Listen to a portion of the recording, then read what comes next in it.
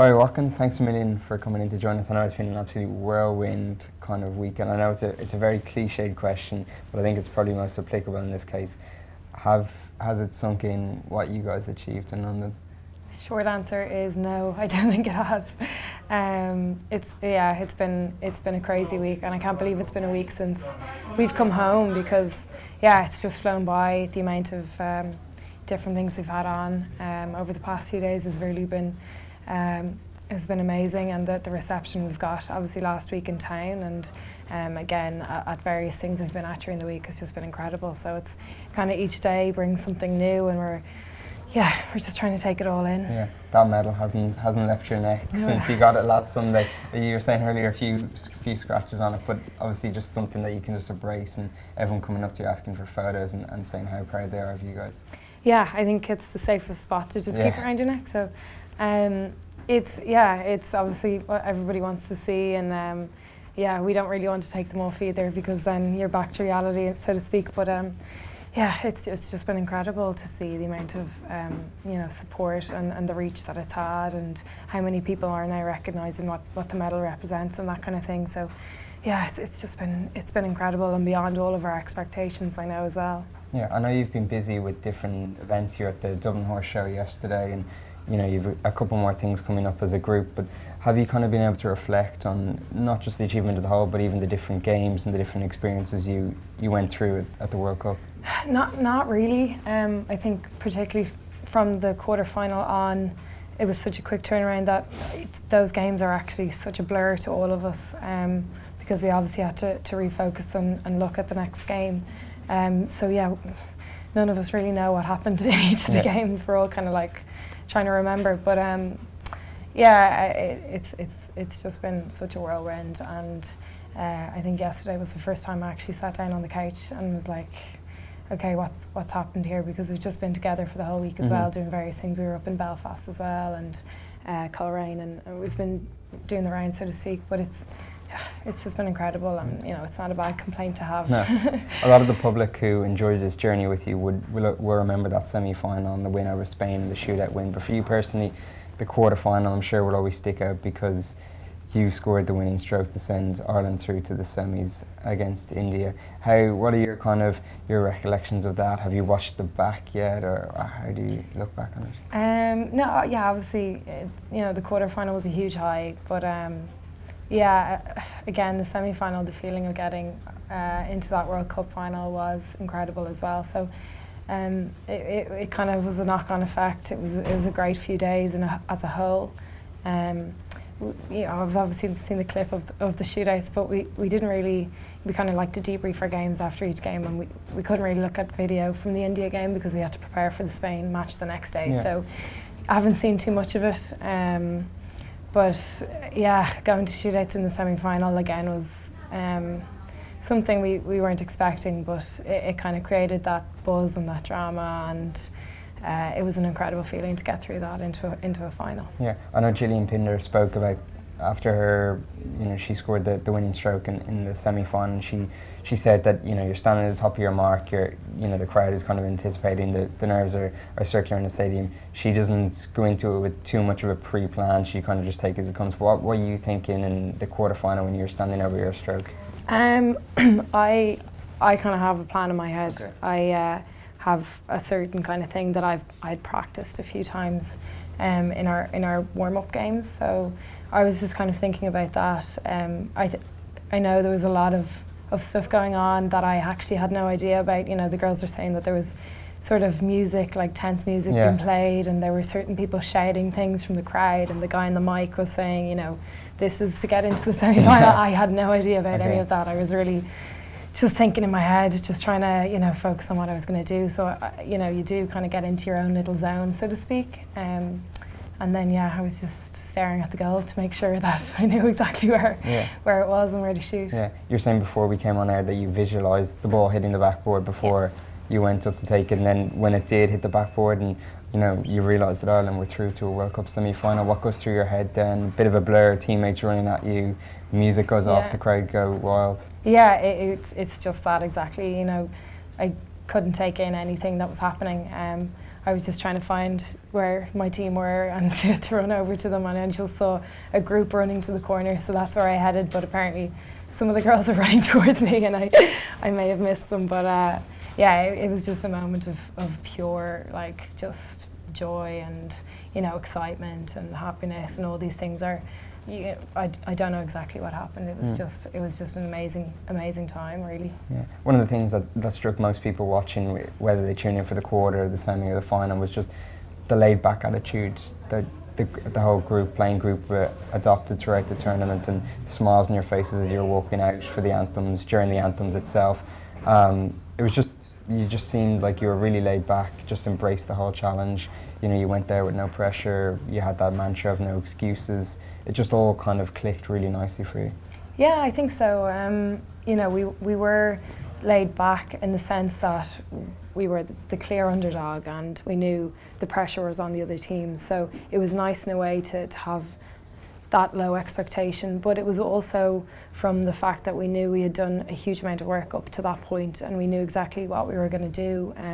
You know, everyone knew their role inside out, everybody knew the opposition inside out, and that kind of settled us as well, because, you know, we were just confident in what we were about to do. So it was kind of a mix of, yeah, we're enjoying this moment because we've worked so hard to get there, and then as well just being prepared for it. Yeah, I'm sure a lot of people will now be aware that this team would have come through a lot of, you know, disappointments and setbacks in the past, missing out on Olympic Games and all that kind of stuff. And you mentioned it there, that you just really wanted to embrace and enjoy the whole moment.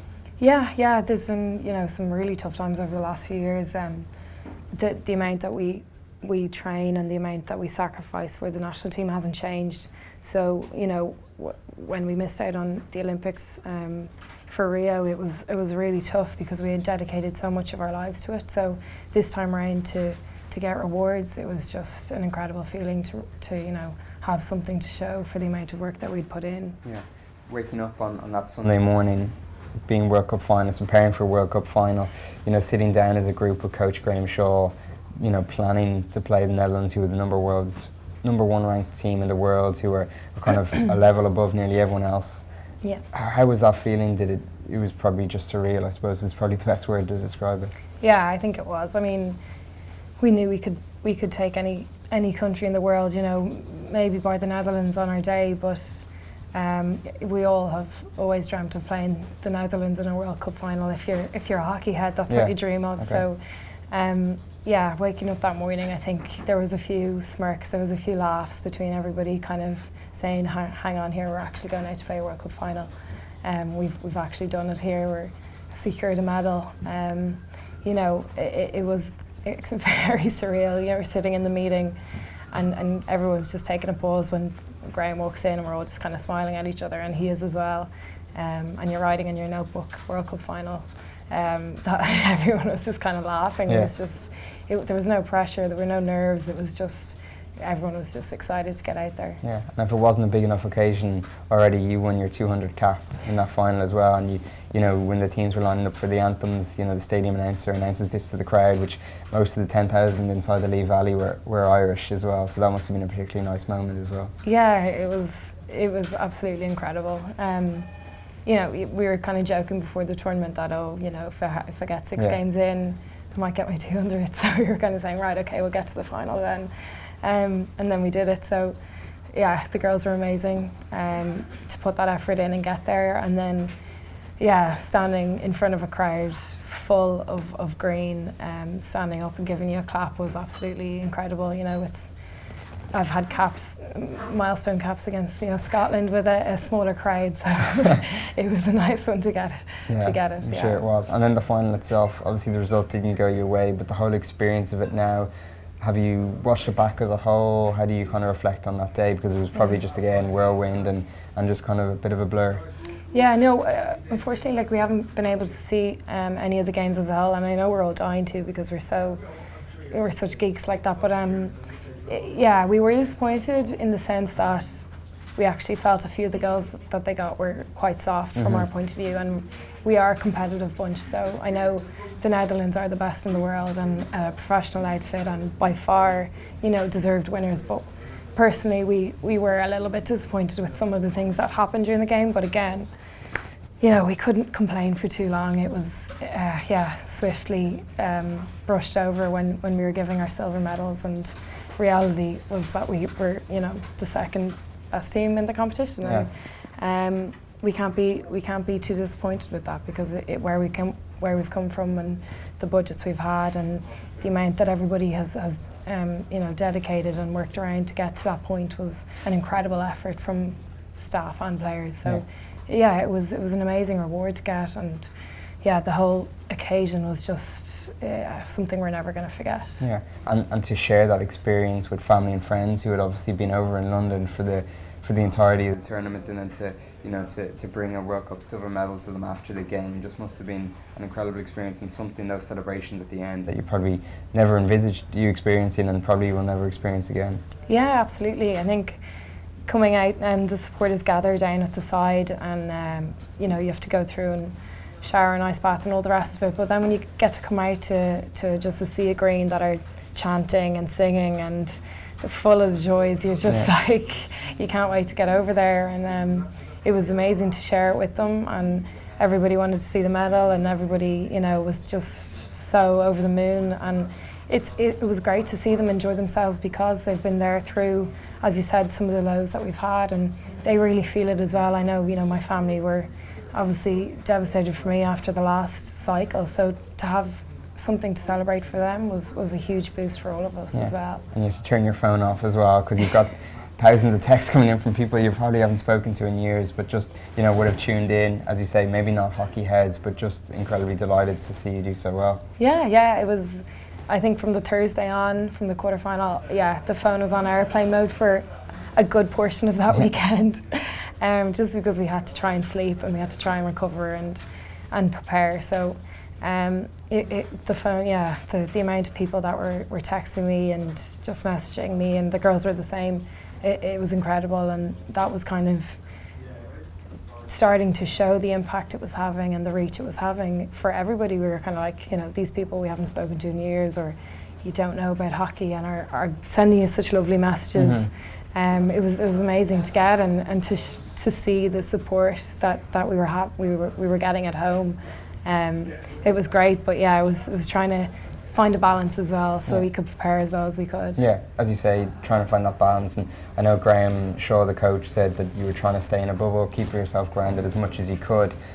Then when you come home to what you did on Dame Street, and just the reception you got, and then in the subsequent days after that, just the different invites you've been getting to different things, and the reception you've been getting wherever you've been going, just must exceed all your wildest expectations. Oh yeah, absolutely. It was, Monday was an incredible day to step off the plane to fire brigades with Irish flags and people cheering, and that was kind of the start of what was to come. When we were going through town on our bus into City Hall, and people were waving at the bus and taking photos, and that was when everybody was kind of looking out the window saying, okay, hang on, this is kind of bigger than we ever thought it was. And the reception we got in town that day was just beyond all expectation, really. We were worried that nobody was going to show up. But it was incredible. And then since then, just everywhere we've gone, we've been up north, as I said. We've, got such a great reception up there. Everywhere in Dublin that we've been, at the RDS yesterday, the reception we got in the main arena was absolutely incredible again. And everything that's been happening is just kind of blows our mind each time it happens. So, I hope it doesn't end anytime soon, but it probably will. Yeah, and the big thing for you, though, is as someone who's been so involved, and your family so involved in hockey all your life, is that to see hockey on this public scale, on this national scale, that people are talking about it, they might have never watched a game before, but they tuned in, and then they're now hockey fans, they now appreciate what you guys achieved in London. That means just as much, I presume, as the medal hanging around your neck. Oh, absolutely. I think, our goal is to get hockey out there, to get it in the mainstream sport news, and to get it, in the public eye. And that was something that it's difficult to plan for, and it's difficult to envision happening. So we can, try and gain success and target games and do all that kind of stuff, but actually the reaction it's had in the public has been beyond all our expectations. And you know, meeting kids in town that day where they say, oh, I don't play hockey, but now I want to. And even with the clubs, I know there's been a huge demand now for, in a lot of the junior sections of a lot of clubs, that they've just seen a huge surge. It's amazing to see that, and that's really something that none of us can believe. And it was hard, you know, to ever see happening, and now that we see it happening, it's just incredible. Yeah, and a big part of that is obviously funding and the reaction that it's got, and the extra 500,000 for Hockey Ireland announced yesterday. That's just a great boost for everyone associated as well, because, you know, obviously the government and Sport Ireland are reacting to your achievements, and they're kind of acknowledging them that you guys need support, and, you know, with the support you can't get, you know, Tokyo is obviously coming into sharp focus now as well. Yeah, well, that's it. You know, our Olympic qualifiers are in May or June. We're not entirely sure yet, but it's quite a quick turnaround. So to see the immediate, you know, the immediate reaction from the government has been great. And I know Hockey Ireland and Sport Ireland are now in discussions over what to do with that additional funding. So hopefully we'll see it benefit our programme, and some, you know, some improvements made. So yeah, it's been great to see the initial reaction, so hopefully it can continue. Yeah, the big thing as well is getting a home, isn't it? To, you know, a training facility that you can call home. So, because I know in the build-up, and it's always been the case that you've been kind of using club grounds, and you've been getting together, and some have been up north, and some down in Cork, and some in Dublin. So it's been difficult to kind of get everyone into a central location and get a good training block together. So that's obviously a big thing as well. Yeah, it absolutely is. To have a facility with, you know, an international standard pitch and changing rooms and that kind of thing, so we can host teams and tournaments is obviously a huge priority, and somewhere that we can train together. I think that's what we'd all love, just that increased contact time, because we know what we can do when we had limited contact time. So to see a facility where we could really improve and have time together would be amazing. And, you know, there's no saying how far we could go if we could get some proper centralised time. But again, you know, we'll see what happens over the next few weeks, and hopefully there can be some positive impact on our programme from it all. Yeah, you were saying a couple of the girls had to go back to work last week because they would have obviously had to take more time off than they probably envisaged.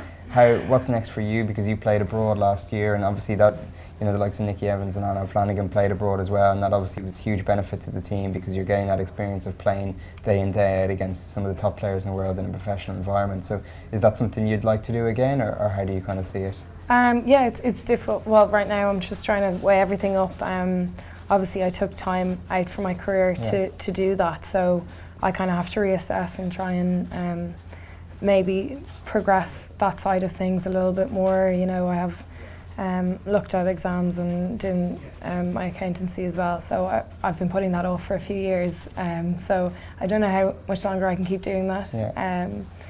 But yeah, it's hard to say no and to step away from it all when we've just done what we've done, but at the same time it wasn't entirely sustainable to keep working and training as we were. So, you know, there might be times where you have to step away from it a little bit, or you know, then get back into your career a little bit more. It's difficult to weigh up, and it's that is the big challenge for all of us. So that's the reality of it. The girls were back in work on Tuesday, a lot of them. So that is still our reality. So you know, we'll see if anything changes over the next while. Yeah, and obviously up to 8th in the world gives you, you know, an increased chance of hopefully qualifying for Tokyo, and you know, that's going to be the big focus now. I know Graham said that he's going to try to get you back as a group maybe in September, October, in the autumn time, and maybe, you know, reset the goals then. That's presumably the big one now, this kind of the 2-year cycles restart again, and Tokyo comes into your thinking.